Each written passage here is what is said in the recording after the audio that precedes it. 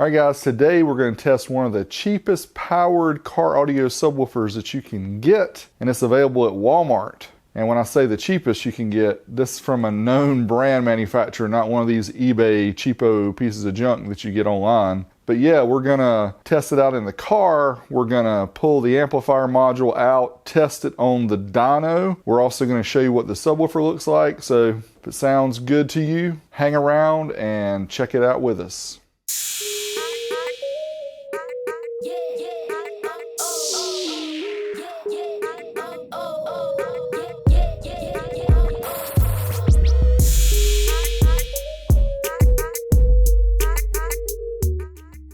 All right, as I mentioned, we're looking at a dual powered subwoofer, the TBX10A, which goes for 80 bucks on Walmart.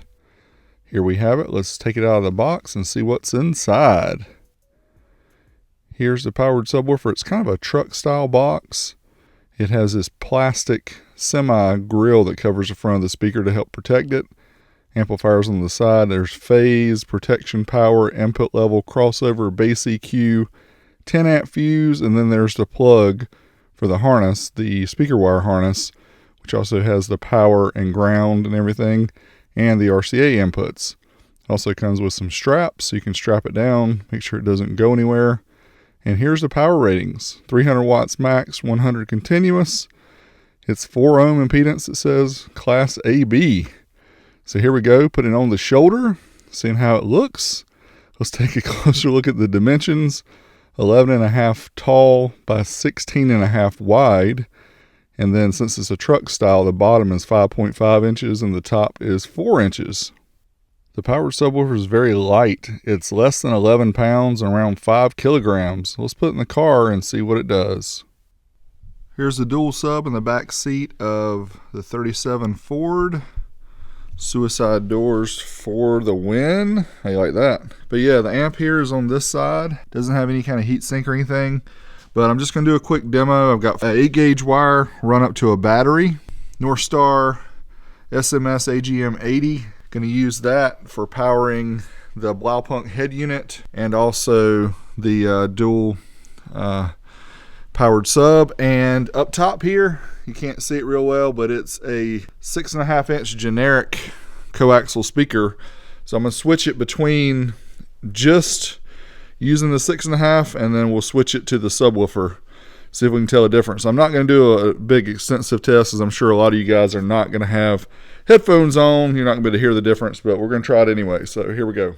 All right, so I have the mic pointed obviously right here at me, facing this way. So we might turn that around once we start everything up. But here, let me start up the head unit.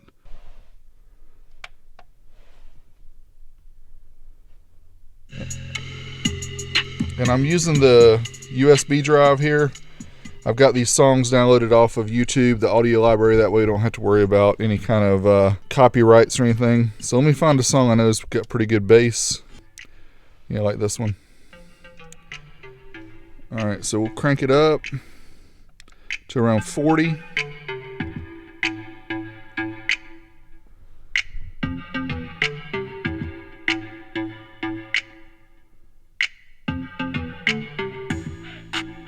And that's when the bass line hits. That's just like a factory speaker in your car. So let's turn on the sub and see how it sounds. Here we go.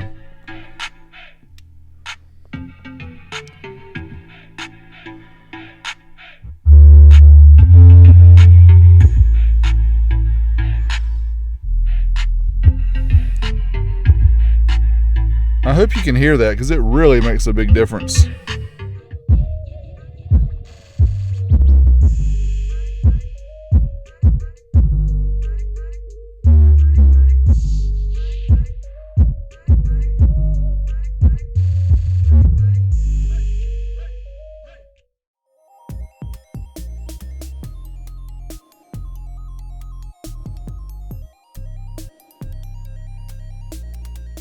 The speaker wires connecting to the amp are extremely short, and it looks like they have the speaker plug here glued. That's why I couldn't get it undone. You big dummy.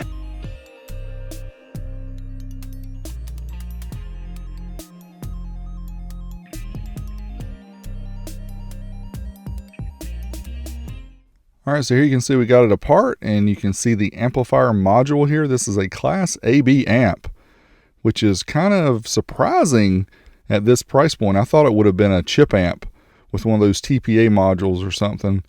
And there's a subwoofer there, kind of cheap subwoofer. But yeah, the real interesting thing here about the amp is the caps are called Success. Oh yeah. And then we have these standard BJTs, and here is the subwoofer. It has maybe about a 30-ounce magnet vented pole piece. Looks like about a 1.5-inch voice coil or so. Pretty basic looking speaker. Rubber surround, polypropylene cone, you know, nothing too fancy. But what do you expect? The whole thing, when I bought it, was 50 bucks, so it's still $80, which is still really cheap. The nominal resistance here on the speaker is right around 4 ohms. So the amp is designed for 4 ohm load. And here we got it powered up on the bench. Let's hook up the SMD amp dyno. Let's hook this amp up to the dyno. And you know what we're going to do? That's right. Let's test it out, see how it does. All right, first up, we're going to try a 4 ohm load. This is where it's rated 100 watts RMS, 300 watts peak. We forget the peak. Let's see what we get. Oh yeah, 106. Very nice, certified. Let's try uncertified up to clipping. Did a little better, 111 watts at 14.4. Dynamic, 115 watts. Very good. So it's not rated to do 2 ohm load, but you know what? We're going to do it anyway. So let's try first certified, 2 ohms, 40 hertz. 138 watts, 14.32. Dynamic, 166. Yeah, boy! Here are the full results. The amp dyno sheet. You're welcome to go ahead and pause it if you want to see each individual number. It did well. There you have my review of the Dual TBX10A powered subwoofer that you can get for Walmart. Now, when I purchased mine, it was $50. Last I checked their website, it's $80, but still for 80 bucks, you're getting a Class AB amplifier, you're getting a somewhat decent speaker, you're getting an okay enclosure, but hey, for 80 bucks, what do you expect? Hook it up to a factory type system with an RCA adapter. Hey, it's not too bad. You know, a lot of people think in the car audio industry that you have to have thousands of watts and you have to have your whole car shaken apart for it to be any good, but trust me, not everybody likes that. In fact, most people don't like that. They just want to add a little bit of low end to their sound, and something like this, although not the best quality you can get out there, like a Kicker, Rockford Fosgate, some of the more well-known brands, for 80 bucks, you just cannot beat this. So check the video description below for a link to check it out, and I also have some alternative options you can choose, maybe to look at those as well. So thanks as always for watching my videos. This is Big D. Until next time, you know where I'm at.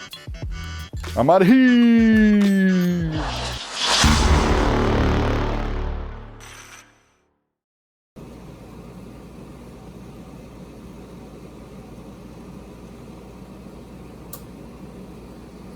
All right, 1 ohm dynamic burst. Is it going to go into protect? Is it going to blow up? The dual amp?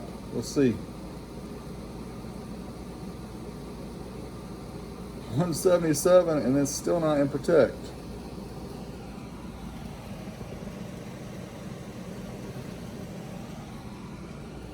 There he is, 177, 14.24. I'm impressed. All right, I'm gonna try 1 ohm now. I think it's gonna probably pop the fuse, but let's try 1 ohm certified, 40 hertz for the dual amp. Here we go.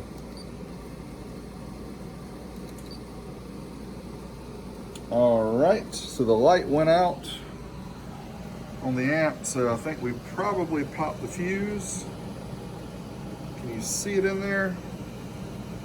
We'll pull that fuse out and see if it's popped. But yeah, she turned off, did not go into protect, it just shut off.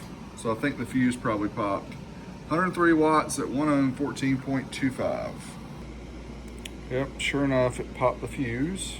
15 amp. All right, guys, I'm gonna show proof that my scooter was rigged. If you saw this on the last video teaser, here is the full clip. Get ready.